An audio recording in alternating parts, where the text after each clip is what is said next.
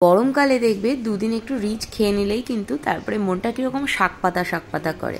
জানি সবার করে না, কিন্তু আমার মতো বেশ অনেক মানুষই আছে যারা শাক পাতা খেতে ভীষণ ভালোবাসো। আর সেই জন্যই কর্তামশাই যেই বাজার থেকে একদম টাটকা টাটকা পুঁই শাক নিয়ে এসেছে, আমিও সঙ্গে সঙ্গে ঠিক করে নিলাম আজকে চিংড়ি মাছ দিয়ে পুঁই শাক করবো। আর সেই জন্য দেখো এখানে পুঁই শাকটা প্রথমে কেটে নিয়েছি, আর তার সঙ্গে সঙ্গে যে ডাঁটাগুলো থাকে সেখান থেকে কিছুটা ডাঁটা কেটে নিয়েছি, কারণ আমার উনি আবার ডাঁটা খেতে পছন্দ করেন না, তাই একা আর কত খাওয়া যায় ডাঁটা বলো। সেই জন্য ডাঁটার ভাগটা অল্প করে কেটে নিয়েছি আর বাকিটা ফেলে দেবো। এবার চলে যাওয়া যাক সবজি কাটতে। প্রথমেই নিয়ে নিয়েছি কুমড়ো, বেশ কিছুটা কুমড়ো ডুমো ডুমো করে কেটে নেব। এরপর একটা মাঝারি সাইজের আলুও নিয়ে নিয়েছি, সেটাকেও ডুমো করে কেটে নেব। এরপর একটা বেগুন নিয়ে সেটাকেও একটু বড় বড় সাইজ রেখে লম্বা লম্বি করে কেটে নেব। আমি তো পুঁই শাকে আলু, বেগুন আর কুমড়োই দিই, তোমরা আর কি কি সবজি দিয়ে রান্না করো অবশ্যই জানিও আমাকে। ব্যাস সবজিগুলো সব কাটা হয়ে গেছে, এবার ভালো করে ধুয়ে নেব। আর তারপরেই দেখো কড়াইতে নিয়ে নিয়েছি সর্ষের তেল, তার মধ্যে সবার প্রথমে বেশ কিছুটা চিংড়ি মাছ নুন হলুদ দিয়ে ভালো করে ভেজে তুলে নেব। এরপর ওই তেলের মধ্যেই দিয়ে দিচ্ছি কিছুটা পাঁচ ফোড়ন, তার সঙ্গে গোটা শুকনো লঙ্কা আর দুটো চেরা কাঁচা লঙ্কা। ফোড়নটা একটু সাঁতলে নিয়ে তার মধ্যে দিয়ে দিচ্ছি বেশ কিছুটা কুচনো পেঁয়াজ। পেঁয়াজটাকে হালকা একটু ভাজবো, খুব বেশি কড়া করে ভাজার দরকার নেই।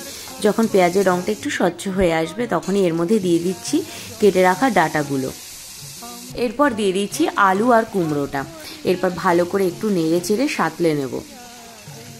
1 মিনিট মতো ভালো করে নেড়ে চেড়ে নিয়ে তার মধ্যে দিয়ে দিচ্ছি হাফ চামচ মতো হলুদ আর তার সঙ্গে পরিমাণ মতো লবণ দিয়ে আরও একবার সবটাকে মিশিয়ে নেব একসঙ্গে। এরপর দিয়ে দিচ্ছি 1 চামচ মতো আদা আর রসুনের পেস্ট। হ্যাঁ, রসুন অনেকেই ভাবছো পুঁই শাকে আবার রসুন, কিন্তু অবশ্যই একবার এইভাবে বানিয়ে খেয়ে দেখো, দুর্দান্ত লাগে খেতে। তবে অবশ্যই খুব সামান্য পরিমাণে দিয়ে ভালো করে নেড়ে চেড়ে নিয়ে ঢাকা দিয়ে দেব 5 মিনিটের জন্য সিম আঁচে। 5 মিনিট পর ঢাকনা খুলে নিয়ে এর মধ্যে দিয়ে দিচ্ছি ডুমো করে কেটে রাখা বেগুনটা যেহেতু সেদ্ধ তাড়াতাড়ি হয়ে যায় তাই পরে দিলাম, নাহলে পরে একদমই গলে যাবে। আর দিয়ে দিচ্ছি একটা টমেটো, এরকম ছোটো ছোটো করে কেটে রেখেছিলাম সেইটা দিয়ে আরও একবার খুব ভালো করে এটাকে একটু কষিয়ে নেব। 2-3 মিনিট ভালো করে কষিয়ে নেওয়ার পরে দিয়ে দিচ্ছি 1 চামচ জিরের গুঁড়ো আর দিয়ে দিচ্ছি কেটে রাখা পুঁই শাকটা। এবার নেড়ে চেড়ে ভালো করে মিক্স করে নিয়ে ঢাকা দিয়ে এটাকে 5 থেকে 7 মিনিটের জন্য মিডিয়াম টু লো ফ্লেমে সেদ্ধ হতে দেব, যাতে করে পুঁই শাকটাও ভালোভাবে সেদ্ধ হয়ে যাবে আর সেই সঙ্গে সঙ্গে সবজিগুলো পুরোপুরি সেদ্ধ হয়ে যাবে। এরপরে ঢাকা খুলে চিংড়ি মাছগুলো দিয়ে দিলাম, আর এই দেখো সবজি শাক সবই খুব ভালো মতো সেদ্ধ হয়ে গেছে। আর এই যে দেখো শাকের থেকে কিন্তু বেশ খানিকটা জলও বেরিয়েছে। অনেকেই আছো একদম শুকনো শুকনো খাও, তারা জলটাকে মরিয়ে নেবে।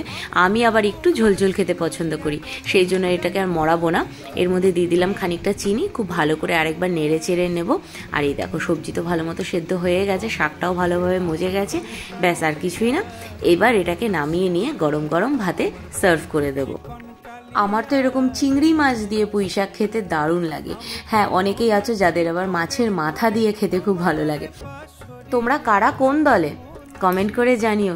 আর আজকের রান্নাটা ভালো লাগলে অবশ্যই একটা লাইক কমেন্ট শেয়ার করতে ভুলো না। যারা এখনো পেজটা ফলো করেনি প্লিজ একটা ফলো করে রেখো, আর ইউটিউব থেকে দেখে থাকলে অবশ্যই একটা সাবস্ক্রাইব করে দিও। তো দেখা হচ্ছে খুব শিগগিরই নতুন আরেকটা রেসিপির সঙ্গে। টিল দেন সবাই ভালো থেকো, সুস্থ থেকো, টাটা।